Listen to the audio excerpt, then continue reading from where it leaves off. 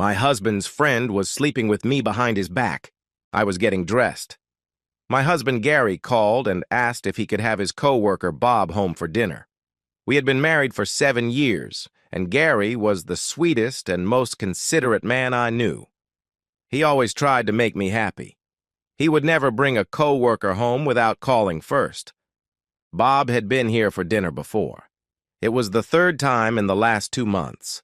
I'm sure he would have talked Gary into inviting him to dinner. He was one of those big, arrogant guys. He was nice enough, but he had a sense of entitlement about him. My husband is a nice guy, but not as dominant. I knew Bob had a thing for me. I first met Bob about 2 months ago. Gary called from work and said he and his coworkers were going out for drinks. He asked if I wanted to go out with him. The opportunity to go out was great. I told him I'd be there by 7.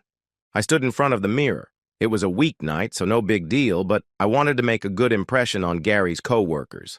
In fact, I usually make a good impression. In my 35 years, 5 feet 6 inches and 102 pounds, I keep my 34C25-34 body in shape by doing yoga. I'm the type of person who looks really good no matter what I wear. I decided that a short denim skirt coming down just above mid-thigh would be perfect. I wore a cream-colored top. It almost matched the skirt, but there was about 1 inch of skin between it and the skirt. I added a pair of heeled shoes. I looked good. I put on a cute set of lingerie. It was pink with flowers. I like wearing pretty lingerie, even if only Gary will see it. It makes me feel pretty. Gary often teases me by saying that I secretly hope someone else sees them. I have to admit, I look good in them, and an extra compliment or two wouldn't hurt. I met Gary at a bar. There were 5 guys and 1 girl with him. I walked up to them. One of the guys with Gary noticed me before I even approached the table, before Gary even saw me. He gave me a huge, confident smile. He didn't know who I was, but he looked at me like I belonged to him. It was flattering, but also a little intimidating. My heart started beating faster. As I approached the table, Gary introduced me. Of course, the smiling guy was Bob. "Gary, I didn't realize you had such a hot wife," he said. "Gary just thanked me and said he thought I was beautiful," Bob continued. "Well, she's beautiful too, but I think hot is a better word to describe her.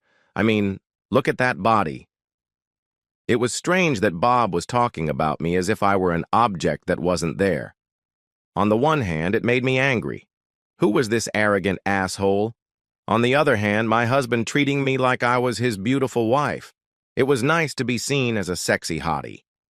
Gary moved closer to Bob to make room for me. Bob told him that he would prefer to sit next to me. Gary moved to the other side and made room for me between him and Bob. As I slid into the booth, my skirt was pulled up a little. I noticed that Bob's eyes were fixed on my legs. I felt embarrassed and tried to pull my skirt down, but it wasn't going anywhere.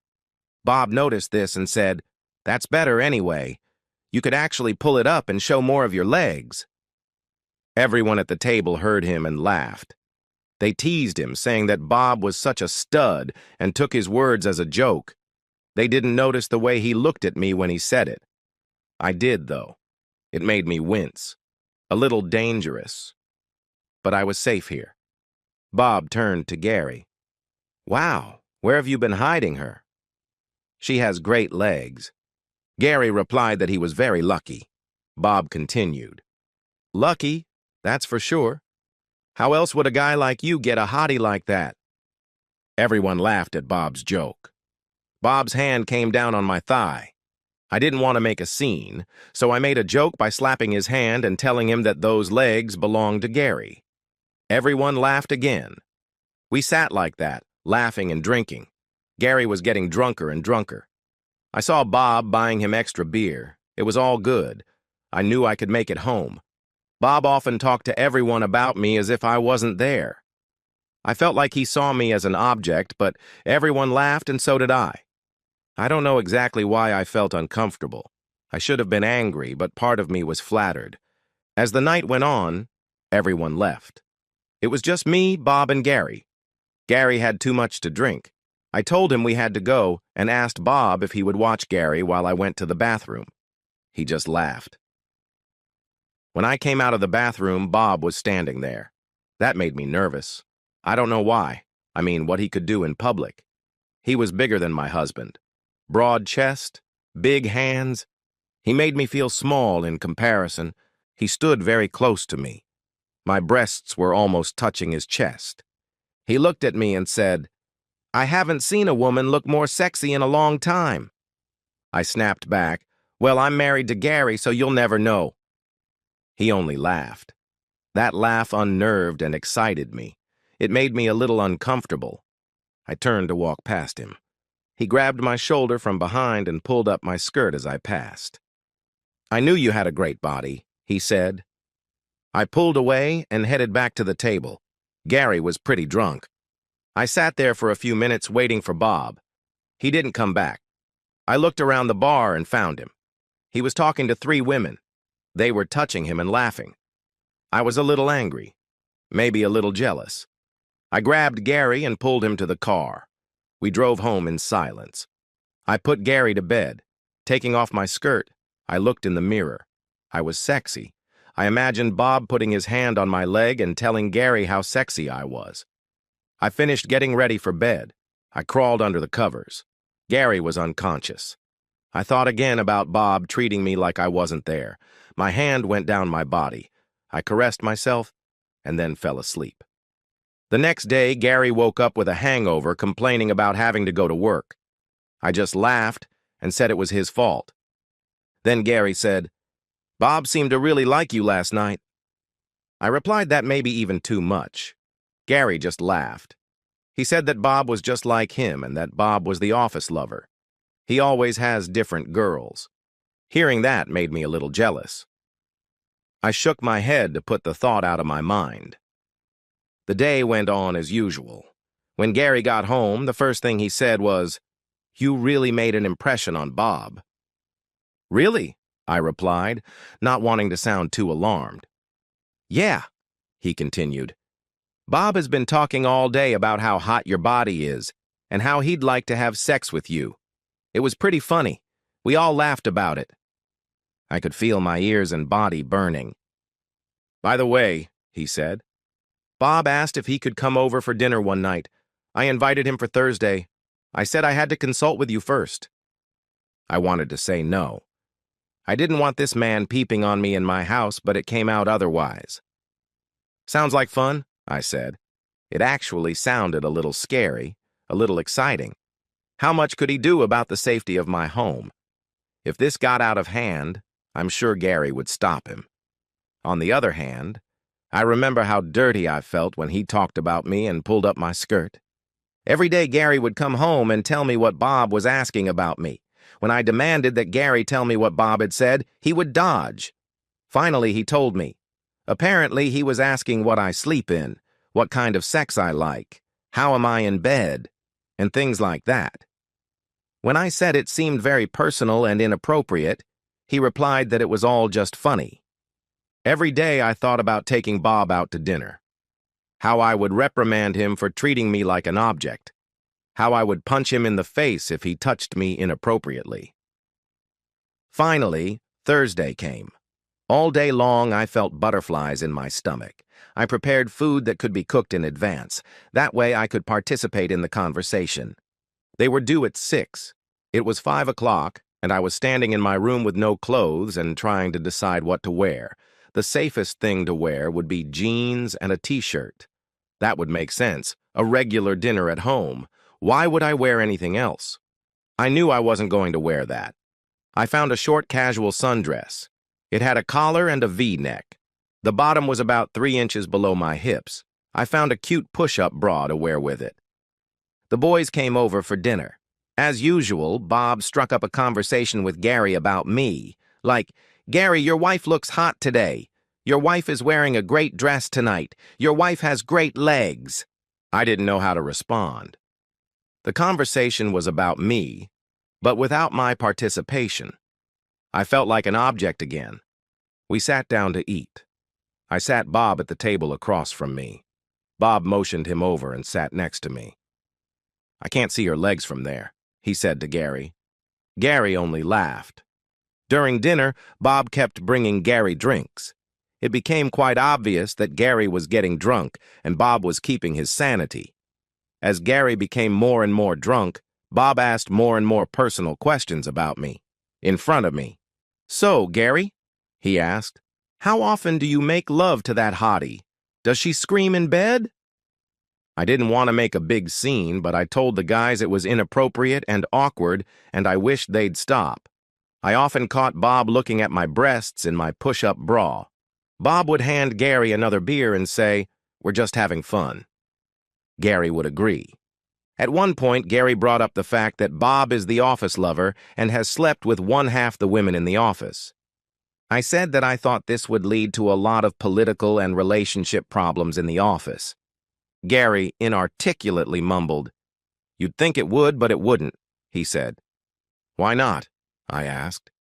Gary, smiling like he had a secret, whispered loud enough for both of us to hear.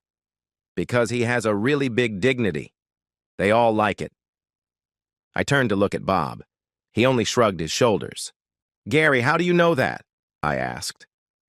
"I heard the girls talking about it, and one day at the gym I watched it." I had no idea why I wanted to know. I should have dropped it. I looked at Bob. He again only shrugged his shoulders. I felt myself starting to get aroused. Gary drank too much and dozed off. "I think the evening is over," I said. "Will you help me put Gary to bed?" I asked. "Sure," Bob replied. Together we put Gary on the bed. As I bent over, Bob put his hand under my dress on my body. I didn't want to scream or make a scene with Gary drunkenly sleeping. I just asked Bob to stop. But that didn't help. He pulled up my dress and said he liked my underwear. I got up, straightened my dress, and told him to cut it out. He laughed and asked if I wanted to see if it was true. I told him no and led him to the front door. At the door, he turned around and pulled me to him and kissed me. His hands were under my dress. The thought of wrapping my legs around him and kissing him flashed through my mind. I pushed him away. "I'm a happily married woman, and you don't have to do this. Get out," said I. He only smirked arrogantly and said goodnight to me. That night, as I lay in bed, my fingers caressed my body again. Gary woke up the next morning and apologized for getting so drunk. He said he had fun and asked if I enjoyed it. I didn't want to ruin Gary's fun, but this guy was making me nervous. I didn't trust him, and I didn't trust myself around him. I just told Gary that I had fun. In the evening, Gary came home and told me that the whole office was discussing our dinner. They wanted to know how I reacted when I was told about the size of Bob's dignity. "What did you say?" I asked. Honestly, I didn't know. I was a little drunk and I don't remember. "Well, from now on, just tell them I'm your wife and we don't approve of that kind of talk," I said. "Give me a break," Gary said. "This whole thing is just fun." About 2 weeks later, he invited Bob over for dinner again. "Again?" I asked. "He was just here." "Yeah, I know, but he's so much fun to be with, and he's always talking about how much he likes you. You guys are always fun together." I don't know if you could call it fun. I felt like a mouse in a big maze, wondering how long I could hold on until the cat caught me. "Okay," I said. Gary was still telling me what Bob had said about me at work, about how hot I was and how Gary didn't deserve such a hot wife. It was all fun, of course. Dinner night came. Once again, I knew I should wear jeans and a t-shirt, but instead I opted for a short, tight black skirt and a white button-up top. I had a white push-up bra. I undid the buttons on the top so that part of the bra was visible. I don't know why, but I didn't wear underwear. When they showed up, it was the same as last time. Bob continued to buy Gary drinks. Bob complimented me and talked about me, but only to Gary. One big difference was that Bob was wearing very tight pants, and yes, I was looking. I have to admit he had an imposing look. I tried to ignore it, but I couldn't stop looking at him all night. I'm sure he caught me doing it a few times. Gary started to fall asleep again, so I asked Bob to help carry him to bed. We got him into bed.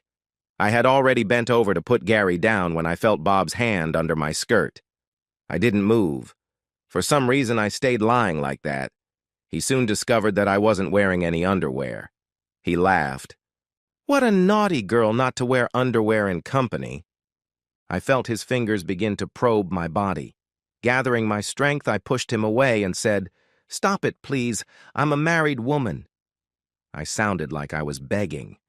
He only laughed. I saw you looking at my body all night. Do you want to see it in its entirety? He started unbuttoning his pants. I just stared. It was like I was hypnotized. I wanted to see it. I wanted him to go home. Slowly, he showed his body. He said, "Touch me." I started. And then I saw my husband in the bed next to us. I quickly came to my senses. "Get out of here," I said. He only half obeyed. He headed for the door, showing off his body the whole way. When he reached the door, he grabbed me and kissed me. In doing so, he pulled up the hem of my skirt. I let him kiss me longer than I should have. "Get out," I said. "Now!" I don't know who I was angrier at, him or myself. I made it to my room and brought myself to a rapture before falling asleep. As usual, the next day, Gary told me he had fun. I suggested that I didn't invite Bob over as often, that he sometimes made me feel uncomfortable. Gary said it was all in fun and to relax. So here we are. Bob came over for dinner again. I was freaking out. I didn't know what to think about. I was trying to decide what to wear. Maybe if I wore something too revealing, Gary would put an end to it. Yeah, I thought. That was the plan. I wore a black translucent push-up bra that barely covered my breasts. On top of that, I wore a black top. If you looked at the bra and top for long enough, you could see my breasts. I wore a light, short white skirt. It barely covered my body. Underneath, I wore a black thong. This should make Gary think, I thought to myself. Gary and Bob showed up. I opened the door. Gary looked like he was about to say something, but Bob interrupted him. "Wow, Gary, Carla looks great today," he said. "Don't you think so?" Again, he wasn't addressing me. He was turning to Gary. Gary only nodded in agreement. Dinner went on as usual. They talked about me, but not about me. Bob asked more personal questions about me. He asked Gary, "How many lovers have I had?" I was shocked. I kept saying, "Let's change the subject," but they kept going. In doing so, Gary drank more and more. Finally, Gary passed out again. Bob offered to help me carry him to his bed. I thanked him and offered to leave. I could handle it myself. Bob disagreed and started helping Gary to the bed. When we got to the bed, Bob laid Gary on the far edge of the bed. I climbed onto the side closest to Bob and climbed over Gary to remove his shoes and clothes. In doing so, my skirt slid down. I felt Bob's hands on my body. Then I felt him pulling down my underwear. I stopped what I was doing and stood up. "Stop it," I said. "I'm married to Gary." "I know," Bob said, "but I've been dying to have sex with you for months, and now is the time." "I'm not doing it with you," I said. "What part of the wedding did you miss? Now get out." Bob just laughed and pulled me to him. "No," he said, "I'm not leaving until I make love to you." I hated the way he was talking to me, like I was some cheating girl who needed to be used. At least that's what I thought. My body was saying something else. I pushed myself away. Then he lifted me up and put me on the bed next to my drunken husband. I resisted. I tried to push him away.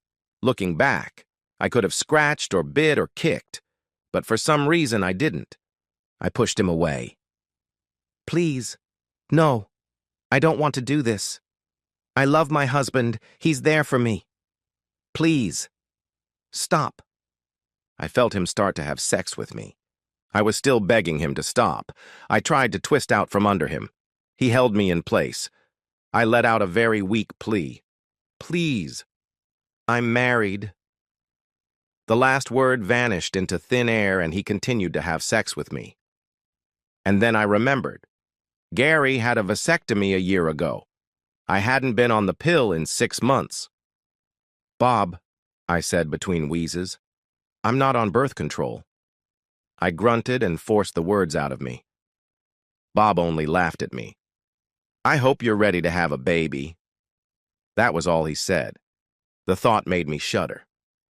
Come on, you little cheater, look at your drunken husband. You're having sex right in front of him. I lost my balance. I fell on top of my husband. He just mumbled and went back to sleep. I caught my balance again. I didn't realize anything. I just kept enjoying myself. Afterwards, Bob laughed. Enjoy your husband again. I knew I wouldn't. I will love my husband, but I need Bob. Bob left. I fell asleep. Gary woke up before I did. He noticed I was having sex. Wow. We must have had great sex last night.